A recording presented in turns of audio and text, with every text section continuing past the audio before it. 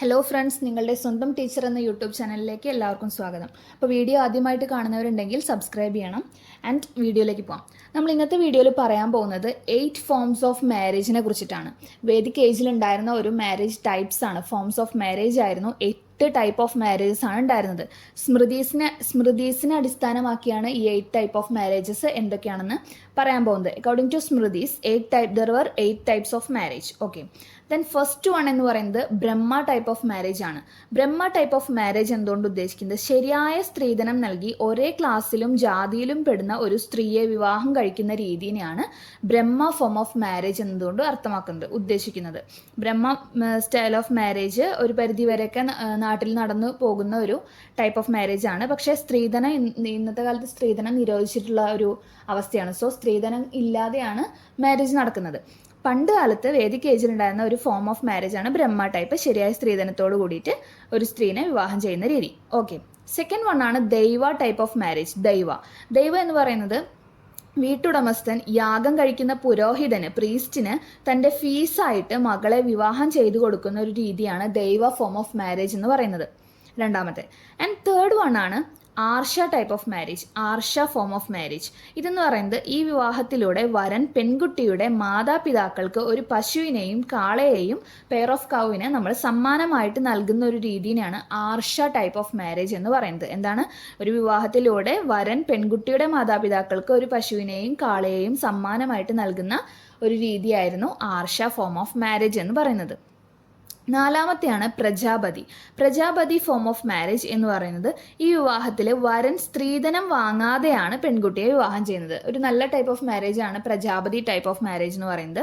അതായത് പെൺകുട്ടീനെ വേറൊരു സ്ത്രീധനോ ഒന്നും വാങ്ങാതെ വിവാഹം ചെയ്യുന്ന ഒരു രീതിയാണിത്, പ്രജാപതി ഫോം ഓഫ് മാരേജ് എന്ന് പറയുന്നത്. നെക്സ്റ്റ് ആണ് Gandharva form of marriage. It's like love marriages. Okay. അപ്പോൾ ഗാന്ധർവ സ്റ്റൈൽ ഓഫ് മാരേജിൽ പറയുന്നത് സ്ത്രീയുടെയും പുരുഷന്റെയും പൂർണ്ണ മനസ്സമ്മതത്തോടു കൂടി, അതായത് പൂർണ്ണ മനസ്സോടു കൂടിയിട്ട് അവർ തമ്മിൽ തീരുമാനിച്ച് മ്യൂച്വൽ അണ്ടർസ്റ്റാൻഡിങ്ങിലൂടെ വിവാഹം ചെയ്യുന്ന ഒരു രീതിയാണ് ഗാന്ധർവ ടൈപ്പ് ഓഫ് മാരേജ് എന്ന് പറയുന്നത്. ഓക്കെ. ഇന്നത്തെ കാലത്ത് ഒരുപാട് നടന്നു പോകുന്ന ഒരു കാര്യമാണ് ഗാന്ധർവ ടൈപ്പ് ഓഫ് മാരേജ് എന്ന് പറയുന്നത്, അല്ലേ? ഇന്നത്തെ ഒരു സൊസൈറ്റിയിൽ ലവ് മാരേജ് ഒരുപാടുള്ളൊരു കാലഘട്ടമാണ്. ഓക്കെ.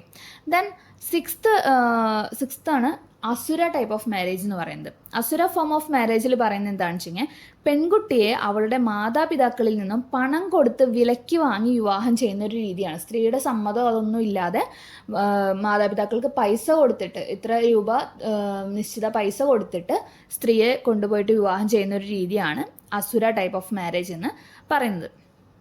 ദെൻ നെക്സ്റ്റ് ആണ് രാക്ഷസ ഫോം ഓഫ് മാരേജ്. രാക്ഷസ ഫോം ഓഫ് മാരേജ് എന്ന് പറഞ്ഞിട്ടുണ്ടെങ്കിൽ പെൺകുട്ടിയെ പിടിച്ചുകൊണ്ടുപോയി വിവാഹം ചെയ്യുന്ന രീതിയാണ്, തട്ടിക്കൊണ്ടുപോയിട്ട് വിവാഹം ചെയ്യുന്ന ഒരു രീതിയായിരുന്നു എന്തെന്ന് പറയുന്നത് രാക്ഷസ ടൈപ്പ് ഓഫ് മാരേജ് എന്ന് പറയുന്നത്. ഓക്കെ. ഇനി ലാസ്റ്റ് ഫോം ആണ് 8th ഫോം ഓഫ് മാരേജ് എന്ന് പറയുന്നത് പൈശാചയാണ്. പൈശാച ഫോം ഓഫ് മാരേജിൽ എന്താണ് പറയുന്നത്? പെൺകുട്ടി ഉറങ്ങിക്കിടക്കുമ്പോഴോ അല്ലെങ്കിൽ മദ്യപിച്ചിരിക്കുമ്പോഴോ മാനസികമായിട്ട് അസ്വസ്ഥയായിട്ടിരിക്കുമ്പോഴോ, അതായത് പൂർണ്ണബോധമില്ലാത്ത അവസ്ഥയിൽ, പൂർണ്ണബോധത്തിലല്ലാത്തപ്പോൾ അവളെ തട്ടിക്കൊണ്ടു പോയിട്ട് വിവാഹം ചെയ്തിരുന്ന ഒരു രീതിയായിരുന്നു പൈശാച ടൈപ്പ് ഓഫ് മാരേജ് എന്ന് പറയുന്നത്. വളരെ മോശമായിട്ടൊരു രീതിയായിരുന്നു പൈശാച ടൈപ്പ് ഓഫ് മാരേജ് എന്ന് പറയുന്നത്. അപ്പം ഇത്രയാണ് നമ്മുടെ സ്മൃതീസിലെ 8 ടൈപ്പ് ഓഫ് മാരേജ് എന്ന് പറയുന്നത്. എന്നാൽ അക്കോർഡിംഗ് ടു വർണ്ണ സിസ്റ്റത്തിനെ ബേസ് ചെയ്ത് there are 2 type of marriages ആണ് ഉണ്ടായിരുന്നത്. 2 ടൈപ്പ് ഓഫ് മാരേജസ് ആണ് ഉണ്ടായിരുന്നത്. എന്തൊക്കെയായിരുന്നു? First one Anuloma type of മാരേജും second one Pratiloma type of മാരേജും. അനുലോമ മാരേജ് എന്ന് പറഞ്ഞിട്ടുണ്ടെങ്കിൽ ഭാര്യ താഴ്ന്ന ജാതിയിൽപ്പെട്ടവളും പുരുഷൻ ഉയർന്ന ജാതിയിലുമാണെങ്കിൽ വിവാഹം അനുവദനീയമായിരുന്നു. പക്ഷെ അത് നാട്ടിൽ പ്രോത്സാഹിപ്പിച്ചിരുന്നില്ല. എന്നാൽ സ്ത്രീയാണ് താഴ്ന്ന ജാതിയിൽ പെട്ടിരുന്നെന്നുണ്ടെങ്കിൽ അത് അവിടെ അനുവദിച്ചിരുന്നു. പക്ഷേ പ്രതിലോമ ടൈപ്പ് ഓഫ് മാരേജിൽ എന്താണ് പറയുന്നത്? ഭർത്താവ് താഴ്ന്ന ജാതിയിൽ പെട്ടതും ഭാര്യ ഉയർന്ന ജാതിയിൽ പെട്ടതും ആണെങ്കിൽ അത്തരം വിവാഹങ്ങൾ അവിടെ അംഗീകരിക്കപ്പെട്ടിരുന്നില്ല. ഓക്കെ.